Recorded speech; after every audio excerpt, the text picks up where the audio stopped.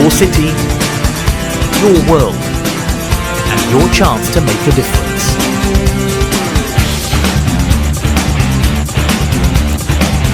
Yes, welcome to the show. I'm Joe Hosted, and as always, we'll be discussing local approaches to global issues. We do try when possible to focus on the United Nations Sustainable Development Goals, 17 ambitious goals that set out to bring an end to poverty, reduce world hunger, address inequality, combat climate change, and ultimately leave no one behind. Today, with the theme Decent Work and Economic Growth, we're talking about the global economy. In 2008, the world lay witness to the global financial crisis, a severe worldwide economic crisis considered by many to be the most serious financial crisis since the Great Depression of the 1930s. The crisis resulted in a global economic downturn, which was followed by the Asian markets being immediately impacted and volatilized, and a crisis in the European banking systems using the euro.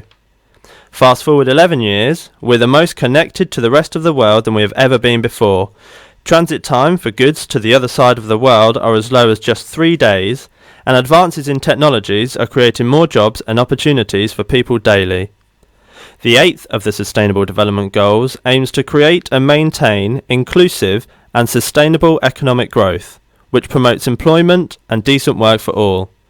The time is now 11:02, and we'd love to hear from you today. So if you have any comments or questions, then you can reach us on WhatsApp 07745 278 978, or on Facebook Live, YouTube Live, Twitter Live, all at Salam Radio. Joining us in the studio today, still here from last time, is your friend of mine, Richard Ferris. Welcome back, Richard. Hi, Joe. Hi, everybody. Hello, hello. So, decent work and economic growth. What's the goal here? Well, you've introduced the idea of sustained, inclusive and sustainable economic growth. The other side of this is all about full and productive employment and decent work. Decent work, what does that mean? I mean, it's about involving opportunities for work that's productive, delivers a fair income, security in the workplace, social protection for families, better prospects for personal development and social integration, freedom to express your concerns, etc., etc. Decent work should be something that we're all happy to get out of bed for in the morning. Absolutely. Choose a job you love and you'll never work a day in your life. Is that correct? I think there's some truth in that, yeah, sure. We'll talk about that later, I think. Absolutely. So global trade, it's fantastic, isn't it? It's done so much for the world we live in. Of course. I mean, when you think back to, well, maybe when I think back to my childhood, there were certain products, certain fruit and veg that you never saw, you know. The ability to move goods around the world quickly is undoubtedly a great thing, but and there's always a but in these discussions, you know, these things come at a price. There's lots of hidden costs in terms of the environment and people's social well-being. But there's no doubt that global trade has enabled some countries, some nations to develop, to see economic growth that's spread through their communities and improved health outcomes, etc. But it needs to be done properly in a way that is fair and equitable. Yes, absolutely, I agree. So what do you think about large corporations such as Amazon? Because they're such big businesses, and their business brings economic growth and it provides jobs. Their warehouses provide, well, probably millions of jobs, if not hundreds of thousands, of opportunities and jobs for people all over the world. Not only their warehouses, their drivers, you know, it's a huge machine. How do you think it contributes to a sustainable economic system? Well, anyone who actually saw, there was a panorama program on last night about Amazon, a business that started off in Jeff Bezos's garage with only 3 employees, now employs thousands of people globally, as you say. We have to think though about what are the work conditions for those workers. Are they fulfilled in their work? Are they paid a fair wage? And this is not just an issue about Amazon. I wouldn't want it to feel like we're having a go at them. Undoubtedly, a lot of people love Amazon. It's opened up markets for them, and some small businesses using Amazon Marketplace have found that their business growth has been quite phenomenal. But again, we have to think about how Amazon use the big data, use the information they gather from us as customers when we go onto their platform to make decisions, and the impact on smaller businesses. Amazon set out originally to be an online bookseller. And as you know, that is a relatively small part of their market now. They've gone into a lot of other things. Yeah. But as a consequence of Amazon's dominance of the market, we've seen high street booksellers, particularly the independents, go under. They just can't compete with the volume and the price at which Amazon can move stuff. Yeah, well, it's a really fascinating story, isn't it? How he set up, because he was undercutting everybody, making huge losses for the books he was selling, and just put everybody out of business. Most of his competitors out of business, and then when everybody else had closed all their shops, he whacked up his prices. Yeah, I mean, it's an interesting approach to business, that, isn't it? I mean, I'm sure there are gurus out there who will say to us that that's how it's done. But given that we're trying to talk about sustainability and fairness and equitability, perhaps it's not the way we would like to see things done. Yeah. But incidentally, I don't know if you noticed, yesterday, Jeff Bezos, the CEO of Amazon, announced that he was prepared to give $10 billion, 8% of his wealth, to fighting climate change. Wow. It raises an interesting ethical question, because you can do great stuff with that money, but should we take money from people that have effectively, perhaps you could argue, have exploited people, have possibly contributed to some of the issues around climate change through their distribution networks? Well, that's it. Yeah, their drivers, the amount of drivers that they've put on the road delivering things to people's doors, how does that compare to the money he's suggesting he's going to donate? Yeah, exactly. I'd like to see that analysis, But it is a tricky situation, really, because we are faced with a huge challenge, and that sort of offer of that sort of funding could be very welcome. But I think with the state of our economic system at the moment, we can't afford to turn that money down, can we? It's getting to a point where these people aren't going to stop. These companies aren't going to reduce what they're doing.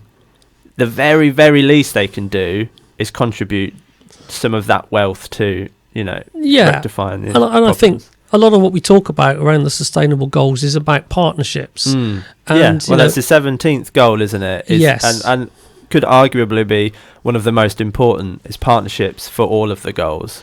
Yeah, and as you say, you're not going to change business practices overnight, but here you are. Here's an opportunity to effectively build a partnership with a huge global business and steer them towards doing something more sustainable. Yeah.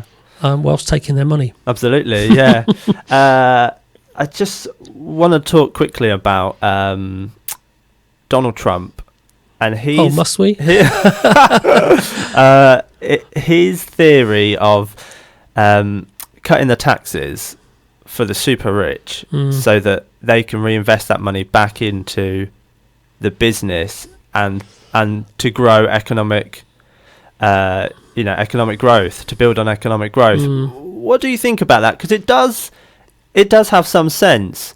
I think that you have to cut a lot of corners to get there, but it's not as bad as people might suggest sometimes. I mean, this is just an opinion. What do you think? I guess my question would be, if you reduce corporation tax and you reduce tax on the biggest earners, what guarantee do you have that those profits they're making will truly be reinvested in things which are sustainable, and to what extent will that money trickle down to support people and projects addressing poverty and inequality? I mean, I'm a firm believer that we should all pay our taxes, and that particularly applies to big corporations. You've got more control if you apply tax on these large corporations, and you then use that tax specifically to support sustainable initiatives. The question is, of course, governments themselves aren't squeaky clean, and if they're taxing large corporations, there's no guarantee that money will be spent on things which are beneficial. Yeah. All too often it's spent on arms sales, for example. Yeah. But one of the features of capitalism is supposed to be that money does trickle down so that everybody benefits, isn't it? And if you're cutting those taxes, then that money isn't trickling down. Yeah, I mean, I get the argument that if you're taxing too high on corporations, it can stifle innovation, and they constantly complain about that. Release us from this tax burden, and we can do X, Y, Z. Yeah. But with a few notable exceptions, there aren't too many global companies that appear to be taking the path of sustainability that seriously, with some notable exceptions. Companies like Unilever, who have a huge number of brands that people would be familiar with in their everyday lives, who understand their responsibilities and the need to move towards carbon neutrality and supporting social initiatives and workers' rights, etc., and whilst minimising impacts on the environment. Yeah. But I think there needs to be a bit of stick as well as carrot when you're dealing with big corporations. Yeah, and there's so many people around the world, individuals, doing the best they can, recycling as much as possible. But it's these large corporations that really need to take these things on, isn't it? Because they're pumping out so much. Yeah, and I mean, it's tempting to buy into this idea that Trump's got about, cut taxation and we'll see a great economic boom. And there are some arguments that they are seeing that happening in the US. But I think equally you would argue that at the same time he's deregulated and removed a lot of the environmental and social and employment protections that exist. So, there's two sides to that coin. Okay, yeah, absolutely. I did say I want to talk quickly, so let's move on.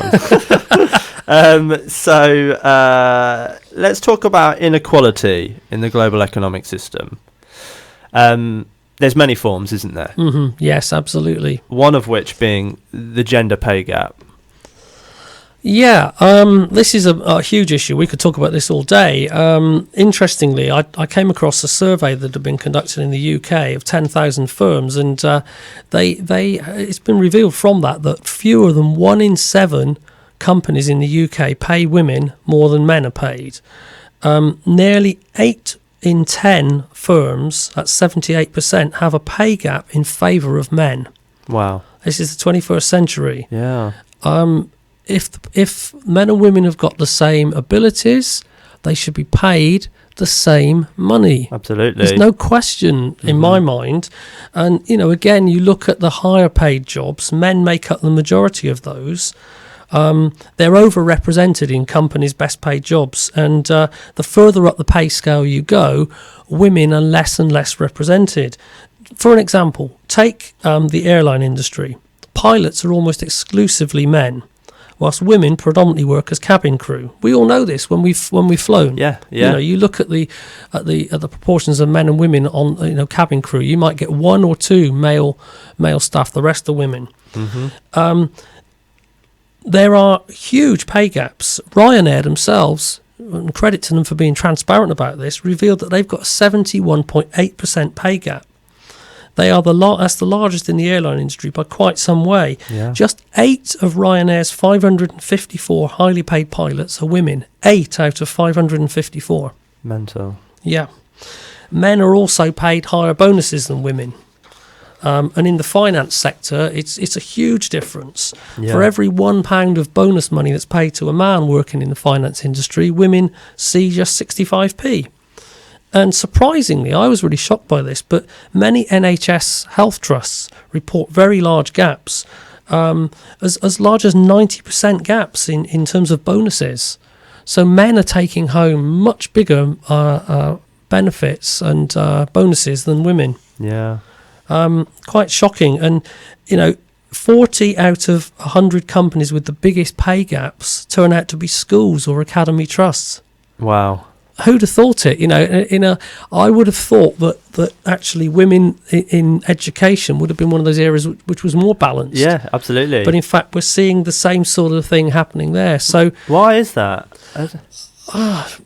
I think it's something that's been around a long time, and it's been allowed to evolve, and no one's challenged it. Yeah. And there have been a few high-profile cases where people have taken their employers to court, and and won. So hopefully, women are starting to realise that this is something they should stand up to. Yeah. Well, we see it in the news quite often, don't we? Especially with film stars. Yes. And And actually, you see at these award ceremonies that more and more women are speaking out, and not only about the pay gap, but other inequalities in the film industry. Yes. And there's absolutely no reason why a man and a woman should be paid differently. Sometimes when the woman has a larger role in a film, it's crazy.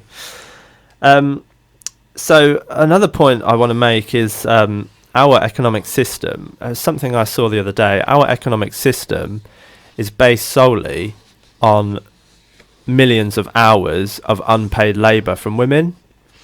Men can't go to work and contribute to the economic system if a woman doesn't stay at home and works all day for free to look after their kids. Yeah, it's that is a global problem, and this is not something which has arisen overnight. There's been concerns voiced about this from a long time ago. I came across a quote which, when I read it, I thought it was somebody speaking about the current situation, and I'll just read it to you. It's very quick. Domestic labour, often the most wearisome and unending known to any section of the human race, is not adequately recognised or recompensed, but I believe it will be in the future. The person that wrote that was a woman called Olive Schreiner, and she wrote it in 1911. Wow. So there was an awareness then that a lot of the work that women do globally is not really, doesn't feature in the formal economic system, and it's a lot of work which is done unrecognised, unpaid, and as a consequence of it, many women don't have the opportunities that men have in the employment market. Yeah, and it's one of the things I love about social media at the moment is that these are all things we should know. We should know that when we talk about the economic system, that these hundreds of thousands of hours a day of unpaid labour are happening, but we just don't think about it. But with social media, we can have these conversations, and I mean, we're going to have this conversation today. It's going to go out it's live right now on Salam Radio, Facebook, YouTube, and Twitter, and we can then share that, and more people can see. In 1911, that quote was written, and it would be in a few books that most people won't have seen, and then now, I mean, I imagine you found that on a search engine or something. Yeah. You know. Well, I mean, I think that the point about the discussion we're having is we're here to talk about economic growth and decent work, but they can't be uncoupled from the, broken from the other sustainable development goals. I mean, number 5 is about gender equality and empowerment of all women and girls. Now, if we don't do something about persistent gender equality, particularly in the workplace, then the decent work agenda is never going to be sustainable. And there's a whole untapped resource there, women with the potential to do great work and contribute to the economic system of their countries and their communities, being prevented from doing so because of practices which are holding them back. Yeah. And it's not just something which happens in faraway countries around the world, it's happening here in the UK as well. Yeah. It's an important area. It's known as what they call socially reproductive work. Obviously it includes childbearing and raising of children, but it's also about the emotional and support services that people do to maintain households, and the vast majority of that falls upon the shoulders of women, and it doesn't have to. That's the point. Absolutely. This interesting conversation I was having last week, I was working with a gentleman, and we were talking about sustainability. I spoke about decent work and economic growth, and he introduced the idea of female empowerment, because in regards to the 2030 agenda, which is it's kind of the deadline for all the goals, he said, interestingly, that's all based around population control.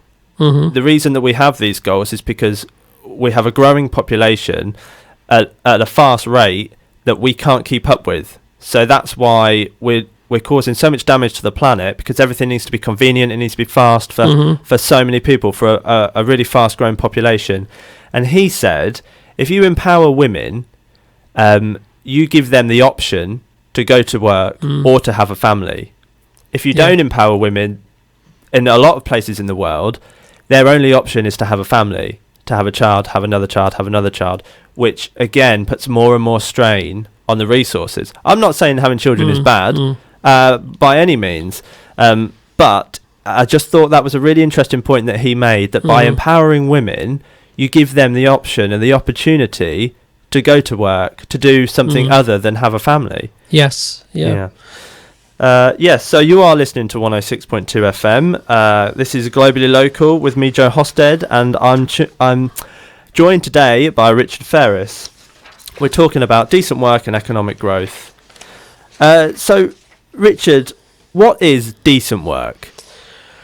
Decent work is work that gives people the opportunity to earn a living wage, gives them the freedom to express opinions and take on roles that they find fulfilling. Decent work involves the employment protection. You're able to join a union and be subject to collective bargaining. And decent work shouldn't oppress people and exploit them. Yeah, absolutely. The chance to earn a fair wage, I think, is an interesting point. Yeah, absolutely. And again, this is not just an issue for the developing world. It's very much an issue in the UK as well. Government sets what it calls a living wage, but there is something called the real living wage, which is part of a campaign to set a real living wage at £9.30 for the UK or £10.75 for London. And it's based on the cost of living. And actually, it's voluntarily paid by 6,000 UK employers at the moment who firmly believe that a hard day's work deserves a fair day's pay. And, this is substantially more than the national living wage of £8.21. And because there's been this campaign going on, which has incidentally cross-party support, around 180,000 employees have received a pay rise.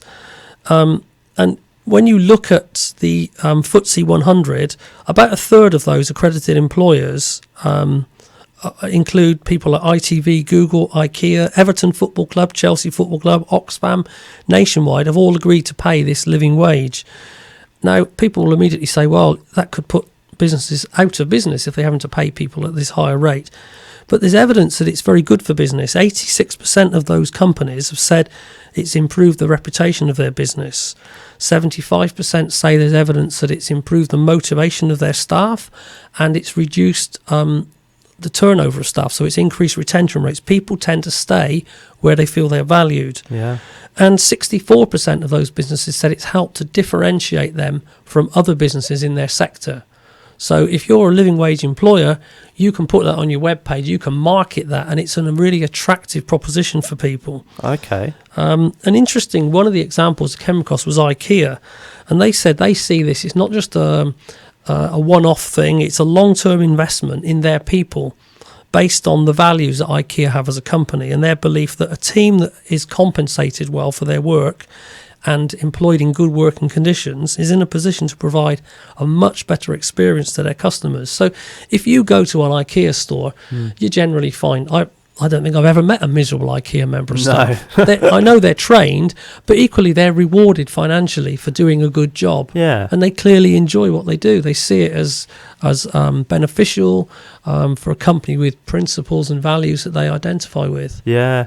But it's interesting because IKEA is a Scandinavian country, and the Scandinavian approach to decent work is different to a lot of other places around the world, isn't it? Yeah, I mean, you can say they're very socially progressive in Scandinavia, and work is not seen as something that you do 9 to 5, 7 days a week or whatever. It's a part of your life, has to fit in with the other things that you do, raising a family, supporting your community, being responsible as a citizen. And so it slots into all those things. And so they've got a much more enlightened view of the workplace. Yeah, I remember, I think it was a couple of years ago, hearing that they'd reduced their working day to 6 hours. Mm-hmm. Which is crazy, because sometimes I can do 12 hours and not finish the work that I need to get done in that day. Yeah, but we have a strange relationship with work, I think, in this country, where people think it's a good thing to be the last one to leave the office at the end of the day. Yeah. But if you're not very productive, in 7.5, 8, 9 hours, do 6 hours and do them well. Absolutely. So I just want to mention quickly how important opportunity is, I think, for decent work. It's there's many people that go out looking for the work, but it's just not there a lot of the time. Yeah, I mean, sometimes it's because the skill sets people have are not being recognised properly. Yeah. There's too much emphasis on academic skills when actually the soft skills, the people skills, interacting with other people, leading teams, managing projects, those sorts of things aren't necessarily picked up through the traditional academic route. And most employers now are looking for experience over qualifications. Yeah, which that's interesting. Okay, you're listening to Globally Local. We'll be back after this. Stay tuned to Salam Radio after this short ad break. It doesn't take much to bring some difference. You give some change, which makes a change. Because nothing gets mileage like a charity. Just a little change turns into a chain. And before we know it, the results are massive. So give a little to make a big difference. For donations, call now. UKIM 0207 387 2157. Had a car accident or an accident at work? Accident specialists are experts in no-win, no-fee accident claims. Leave the hassle to us. Our multilingual settlement experts will manage the entire claims process on your behalf, with nothing to pay up front. We provide services such as credit hire, taxi vehicles, recovery, storage and much more. For full details on our range of services and a free consultation, call us on 01733 555 774 or visit our office at 249 Lincoln Road opposite the NatWest Bank. Accident Specialists. Start your successful claim today. Do you own a restaurant or takeaway? Cater Fair is an expert supplier of new and used commercial catering equipment. Visit caterfair.co.uk for quality equipment on sale at the lowest prices, or call us on 01733 310 115 or visit us at 11 Royce Road, Fengate, Peterborough. जब बात हो हलाल meet की तो कैसे मुमकिन जिक्र न हो हाजी बाबा का। हाजी बाबा अज़दा में आपके लिए। हम अज़दा में अरसा 10 साल से जायद मुल्क भर में 45 से जायद काउंटर्स के साथ बेहतरीन पैकेजेस, हर वैरायटी का मीट और आला मायार के लिए आइए हमारे पास। चिकन ब्रेस्ट, चिकन क्यूब या कीमा सिर्फ 3.99 पाउंड पर केजी, लैम या शीप लेग, लैम शोल्डर और मिक्स सिर्फ 6.99 पाउंड पर केजी, बेबी चिकन सिर्फ 1.99 पाउंड पर केजी। आपकी सहूलत के लिए वक्त की बचत और मायार की जमानत, तमाम हलाल गोश्त और अशिया जरूरत एक ही छत के नीचे। हाजी बाबा हलाल meet, find us in अज़दा।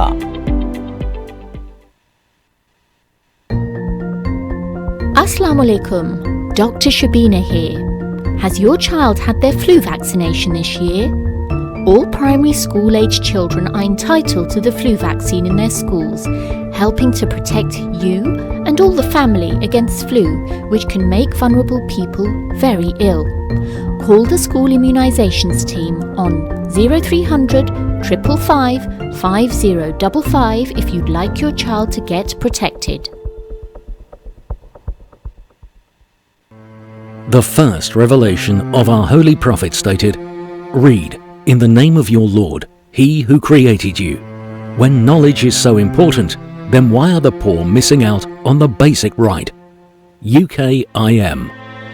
Spreading the light of literacy among the orphans and needy children. Let's give these children a brighter future this Ramadan. For donations, call now or visit ukim.org.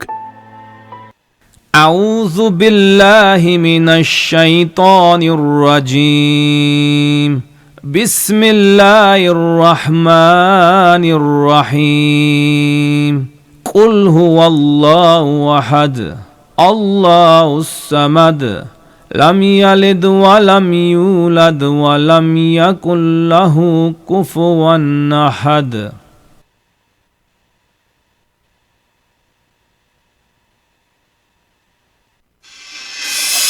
Peterborough's community radio station, Salam Radio.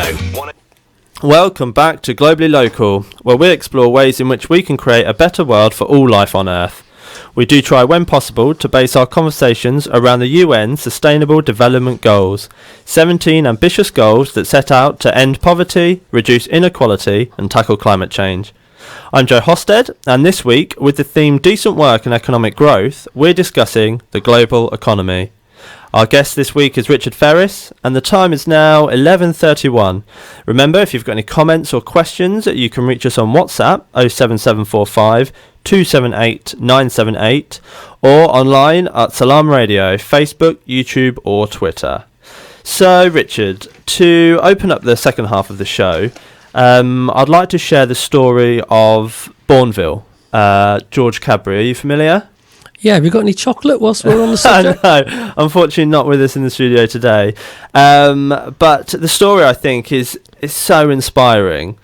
I'll just give you a brief breakdown of how it went. So the Cadbury brothers created Cadbury, the brand of chocolate.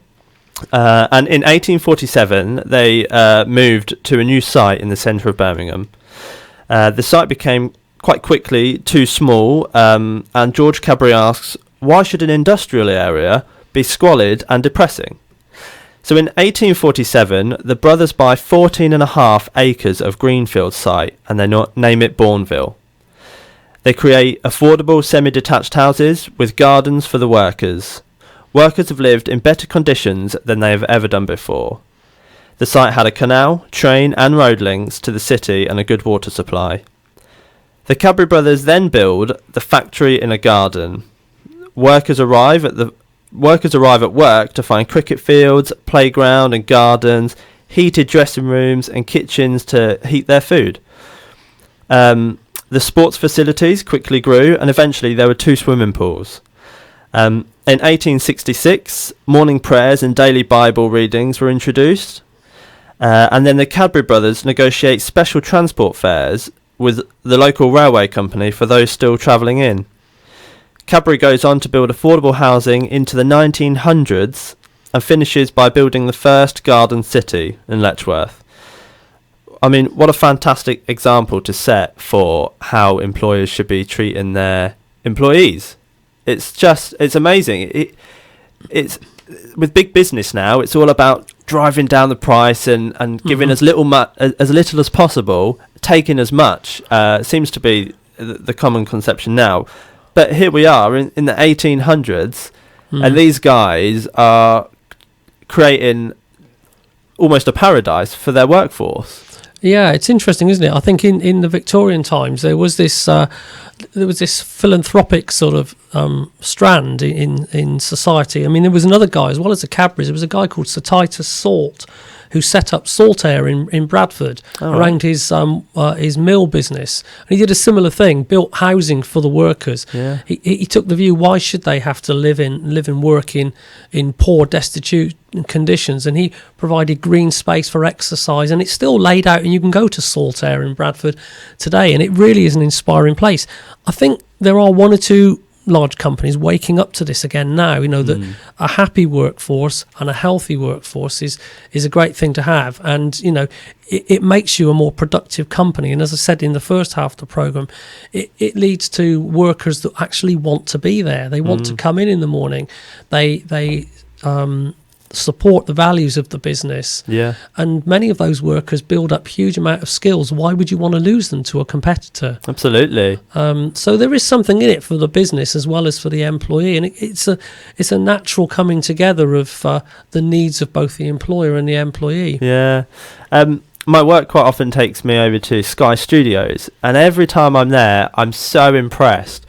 The facilities they've got there, they have an on-site cinema. For people, so that when they take their lunch, they can go and watch a film or something.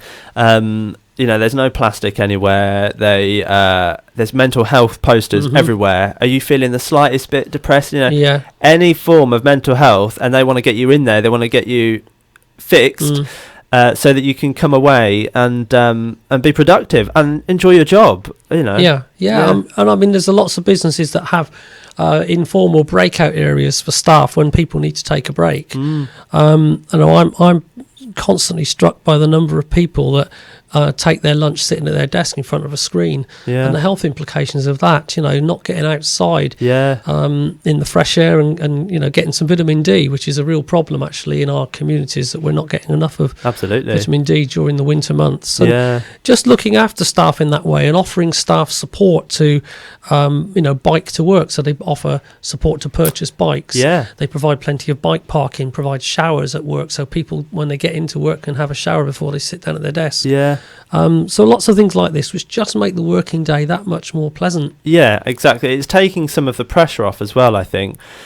I know a lot of employees and the employer will ask them to do something, and they're too afraid to say, I was just about to take my lunch, it's 1 o'clock. So, they say, oh, yes, yeah, of course. And then they might go and heat up their lunch, take them a couple of minutes, and then straight back to their desk, like you say. And it's not good enough. No. And I think they feel, these employees, they feel that's what's expected of them.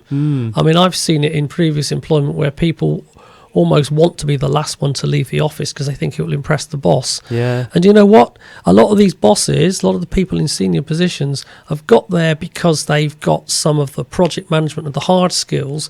What they lack is the soft skills, the engagement, recognising what individual staff need to nurture them, to bring them along, and to recognise the signs of staff burnout, etc., and do something about it. So I just want to talk about a balance then between business and environmental protection, because there's a balance between business and protection of people and mental health and things that we've just discussed, but there's also a balance between operating a big business and looking after the planet, because more often than not, actually, a big business will have huge impacts on the planet, won't it? Yeah, absolutely. And sometimes those are considered to be acceptable collateral in the drive to maximise profits. Absolutely. I mean, let's just look at palm oil for one. Palm oil is in so much food, but it does so much damage to the environment. Yeah, you go back maybe 10, 15 years, palm oil wasn't so much of a thing. And there was suddenly this idea that, palm oil is going to revolutionise the food industry. Well, it's pretty well revolutionised lives for plant and animal communities in the countries where palm oil plantations have replaced primary forest. And one of the most emotive images is that of orangutans and their young, as the forest around them is burnt to the ground to establish a palm oil plantation. They're climbing on the diggers, aren't they? They're destroying their home. It's horrible. And people need to realise, of course, that these animals are genetically 99% similar to human beings, and they're emotional creatures that understand loss. I mean, luckily, there has been action taken at an international level. There's a thing called the Round Table on Sustainable Palm Oil. And this means that palm oil producers have to be transparent in the way they operate. They have to comply with applicable laws and regulations, and they have to show a commitment to long-term viability. So they're not people that are just coming in to make a fast buck. They need to use appropriate practices, both the growers and the processors, and they need to show environmental responsibility, conservation of resources and biodiversity, because ultimately, if they don't, their palm oil, they'll do this get-rich-quick thing, and their palm oil plantations will become less productive over time because of the practices they're using to cultivate them. So if you are going to buy products that contain palm oil, you can look for a little symbol. It's got a little leaf symbol, and it will tell you that the palm oil is from a responsible producer. It's a bit like Marine Stewardship Council tells you, MSC tells you that if you're going to eat fish, it's come from sustainable fisheries, etc. So there's a lot of these certification schemes. Coffee is another one. There's big certification schemes around coffee. And these tell you that the product has been produced in a way that is sustainable, that is regenerative to the natural environment, that also the people working in those industries are treated fairly as well. Yeah, I do wonder how much weight some of these stickers carry, though, because I know Fair Trade for one started out as a really strong initiative where farmers got exactly what they should have got, and I think recently, this might be wrong, but recently the standards have dropped, and now Fair Trade isn't such a reliable... I mean, I still always buy fair trade, because even if it's only 5% more that they're going to get from a fair trade than they are going to get from your bog standard brand, I'd much rather do that. But sometimes these initiatives start out strong. Yes, that's quite true. And I think also because we've now got a more discerning public, consumers, it's right that we should be pushing for these standards to become stricter and better enforced, so that people know that they can buy things with confidence. So look beyond the label. There's a lot of information out there, almost information overload. Look on the internet, find out about these different schemes, certification schemes, to make sure they really are what they say they are. And we as individuals, I think, have to start taking responsibility as well. Yeah, we do. I mean, it's about the choices we make when we purchase things. We need to think about buying and using stuff in a way that is less about take, use, dispose, and it's more about reuse. And so, start looking for businesses that are upcycling, recycling their produce, so that you're buying from companies that use packaging that's recycled or recyclable. Don't think about perhaps owning things, think about leasing things. That's another way to go. And I mean, I'm quite keen to see some of these countries where we're seeing big business moving in and environmental damage occurring. Many of the local communities, there's no other employment, so people rush to work for these organisations, when actually there are opportunities to support sustainable employment initiatives around ecotourism. So rather than say, let's cut down your primary forest and convert it to palm oil, let's keep your primary forest. Let's invite rich people from the West to come and visit and go on holidays where they can see orangutans and other wildlife and pay good money for it to support local communities. One thing I think we can do on a local scale to approach this global problem is to ask yourself, if you're buying an item and it's too cheap or it's very cheap, you have to ask yourself, why is it cheap? Why is it that... I remember once being stood in a supermarket, I picked up a pineapple and it was something like 20 pence. And I thought, how is it... Pineapples take 2 years to grow, first of all. And they don't grow in England, so it's been imported.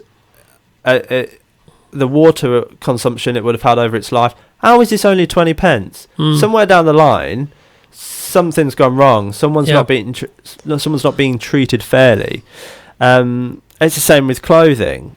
Clothing's a big one. Absolutely. Because if your clothes are too cheap, then the likelihood is that it's probably been produced somewhere where the wages are not to a standard, to any standard. Well, can I give you an example? Yes, please. I mean, clothing is the fashion industry is a massive thing, and you notice in the news recently there've been some protests about London Fashion Week, and in Denmark they had a fashion week there where they promoted it as fully 100% sustainable. But many of the concerns around cheap clothing date back to 2013, when some people may remember this. There was a garment factory in Dhaka in Bangladesh, known as the Rana Plaza, where and this what happened was an 8-story commercial building collapsed, killing 1,134 people and injuring a further 2,500. The building contained clothing factories, a bank, apartments and several shops. And basically what happened was the building was designed by an architect not to be particularly load-bearing, and yet you had clothing factories with heavy machinery in them. The building's owners noticed that there were cracks in the building, and they did warn the tenants of this, but the managers of the clothing factories that were operating from that building told their employees, we will withhold a month's worth of your pay unless you go into work. The next day they went into work, and the building collapsed on them. And these factories were manufacturing top-end goods for brands including Benetton, Prada, Gucci, Versace, and then household high street shops such as Monsoon, Matalan and Primark. The top 4 floors of that building had been built without any planning permission. They shouldn't have been there, and they certainly shouldn't have had heavyweight machinery in them. Now, when you bear in mind that more than half the victims of that were women, along with many of their children who were in nursery facilities in the building, It's an absolute scandal when you go into some of these shops and you can find clothing as cheap as $1.99 for a T-shirt. It's come from the other side of the world. As I say, think about where has that come from? How is it so cheap? Yeah. And let's be honest, if you buy a £1.99 T-shirt, the first time you wash it, it's out of shape. So what do? You cut it up, use it as a rag, or you throw it in the bin. 4 million people in Bangladesh are employed in the textile industry. 80% of them are women. Only 150,000 of those 4 million are in a union who have any employment rights, any protection, and yet garment exports from Bangladesh account for 80% of its export market. Wow. So, there's a country where people are really being exploited. Now, it would be wrong to point the finger at those managers of those factories in Bangladesh. They're only responding to the pressure and the market needs of countries like the UK, the rest of Western Europe, North America. Yeah. So, yeah, our buying choices are driving some of the misery, for people employed in these factories. Yeah. And it's interesting that you said about that building, because that seems to be a common problem. There are legislations, there are rules, but these big businesses aren't following them. I think at best they're turning a blind eye, and at worst they're just complicit with it. They say, well, we can make a profit out of this, let's take a chance. Yeah, we'll save a few bucks here. On people's lives. And yeah, it's horrible. I mean, I don't know if you're a sports fan, Joe, but we've got the World Cup in Qatar coming up in 2022. Qatar, a very, very wealthy country, but one where there's huge inequality. And when Qatar won its bid for the World Cup, people were very surprised. But the Qataris have said, we're going to spend $100 billion on infrastructure, including a new airport, roads, hotels and stadiums. It's not quite as simple as that. It's not the Qataris that are building it. It's Nepalese and Indian workers who are travelling to Qatar and working in terrible conditions. And there's been a real scandal of large numbers of people dying from heat stress, people being worked long hours without any union representation, any employment rights, and they're in what they call a bonded labour system. So they're stuck with a particular employer. They can't leave. If they try to leave, all their money's stopped. And many of these people are poor people who are sending their money back home to their families, and they're not allowed to strike and take industrial action. There have been some new laws brought in because of concerns from the global community. But when you think that, I think it's something like 4 Indian workers a week are dying on those construction sites in Qatar. Wow. Just so that we can watch football. Yeah. I mean, that sort of reminds me of when they built the Wall of China, that they call the longest tomb in the world, because there were so many people. I think it was slaves at the time. And they would die on site. They'd just bury them in the wall. Yeah, I mean, we shouldn't be doing that now. No, and when you think these people are working for what, by our standards, is an absolute pittance. I mean, I found a stat which, if you take home one thing from today's show, this is worth listening to. Nearly half of all global pay is scooped up by only 10% of the world's workers. And the poorest 10% of workers would have to work more than 3 centuries to earn the same money as the richest 10% do in 1 year. Wow. When you hear that, I don't think I'll complain about my pay again. That's absurd. Well, yeah, exactly. So I'd like to talk a bit about the problem with unemployment that we have globally, and particularly in this country at the moment. Yeah, sure. Sorry, I was expecting you to say something else. Yeah, I mean, we talk about the fact that unemployment is at its lowest level for many years in the UK, but actually, it's not just about unemployment. It's about the type of work people are in, and we've got people in situations now where they're on 0 hours contracts. They've got a lot of uncertainty around their work, and we talked at the very start of the show about people who are in employment that is low paid or undervalued or not taken account of in caring professions and so on. And our economy is benefiting greatly from people who are basically taking on jobs which they're not being properly recompensed for. So whilst unemployment might be down, it's the quality of those jobs and what that does for people's self-esteem. Interestingly, since leaving the European Union, have you any idea what's going to happen there? Because we had a lot of jobs that European citizens were doing in this country. But since leaving the European Union, do you know what's going to happen to those jobs? It rather depends on whether those people have the right to remain in the UK, Right. or if they go back to their countries of origin. I mean, we're talking about things like packing, we're talking about things like picking agricultural crops, we're talking about distribution, warehouses. And, you know, there's a lot of talk about whether these are the types of jobs that that workers, British workers, would want to take on. Often they're quite poorly paid. Yeah. But the point, again, we talked about earlier, is that some people will take those jobs because they're sending the money back home, where their home economy is not as strong as ours, and actually the cost of living, you know, the benefits of sending home a salary from packing vegetables to somebody in Poland or Czech Republic are huge. But for us, and I know from conversations I've had with people say, well, I wouldn't work for that amount of money. So it is a concern, you know, the disruption to the labour market that we may well experience in the coming years. Yeah, that's actually one of the huge problems in this country, is that there are jobs, but people just won't do them because they know that they can get money from the government. Would you agree with that? Well, I mean, I'm sure there are incidences of that. But to be honest with you, if you've been unemployed and you've had to sign on, you've had to claim benefits, it's a very degrading experience, and it's not something that I haven't met many people that say they enjoy it. I think it's always better to be in work, to be honest. Absolutely. You know, gives you, as I said earlier, gives you a reason to get out of bed in the morning, whereas signing on at the job centre is not a reason to get out of bed. Absolutely. But then why are these people not being employed? Is there a lack of opportunity? I think some people have had repeated knockbacks. You know, if you, like I said earlier about academic qualifications not being everything, we need to look for other skills. I had a gentleman came into the community centre last week, an Afghan national living here in Peterborough, and he came in and spoke with reasonably good English, and he said, I don't have a CV. Can you help me write a CV? And I said to him, have you tried the job centre? Oh, they couldn't help me, sir, he said. So he sat down with me, and he had no documentation with him at all. So I asked him what he'd done in his past, and he was had a bit of a downer on. So I said, oh, well, I've done this, a little bit of this, a little bit of that. And I said, well, look, hang on a minute.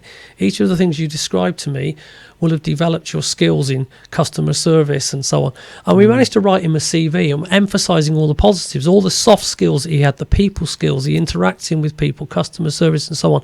And at the end of it, he said to me, this is brilliant, this is me. Oh, wow. And, you know, I think there are a lot of people out there who don't appreciate the skills they have, and they don't market themselves. Yeah. There's a real lack of confidence.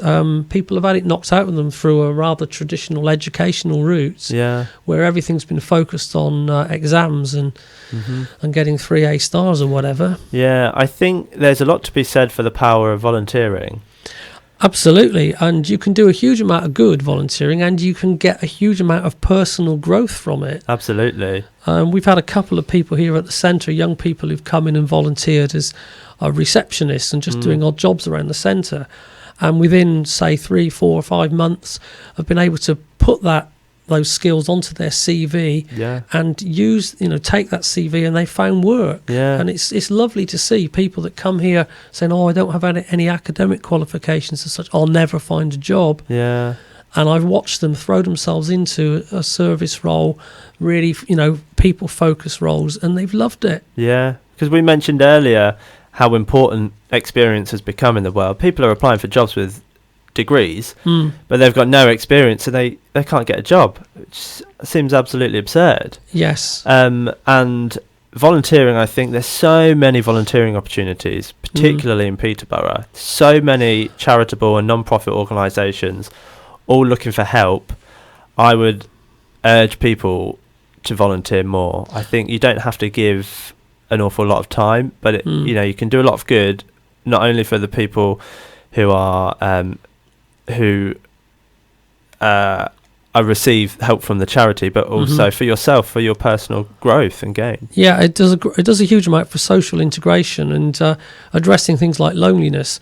When you think that there are a lot of older people out there who've got a lifetime of experience that they could hand on, And then equally, we've got young people who perhaps don't have those soft skills. They've got the academic stuff, and their chance to interact with older people who can kind of teach them how to deal with different situations and, build those soft skills. Yeah. I'd love to see more older people coming back into the workplace, volunteering or in paid work, because they certainly shouldn't be put on the scrap heap at 65. Definitely. Yeah. I mean, there's lots of ways that we can help provide decent work, I think, for people. One of the ways is investing in young people. Yeah, absolutely. Young people are the future, aren't they? And they need to be able to see opportunities to use their skills and get into work that's fulfilling and exciting for them. Yeah. And they've got a real social conscience doing work that actually is delivering something of use. Absolutely. Thank you very much, Richard. I thoroughly enjoyed having you on the show, as always. Remember, if you missed any of today's show or you simply want to listen again, you can catch up on the Salam Radio Facebook or YouTube. Thanks for listening. Assalamu alaikum. God bless, and may the goals be with you. Stay tuned to Salam Radio after this short ad break.